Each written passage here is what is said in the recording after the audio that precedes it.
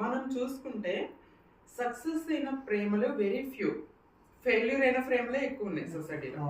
Success అయినవి very few కనిపిస్తాయి మనకి.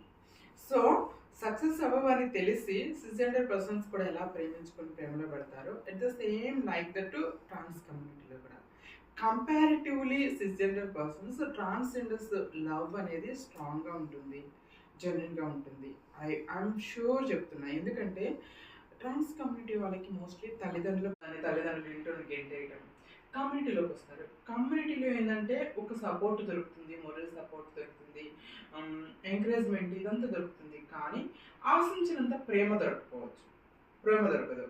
అలాంటి టైంలో సిస్జెండర్ పర్సన్స్ నుండి ప్రేమను ఆశిస్తారు.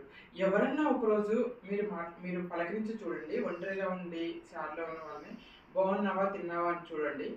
నెక్స్ట్ డే మీకోసం ఎదురు చూస్తూ ఉంటారు ఆ ప్లేస్లో.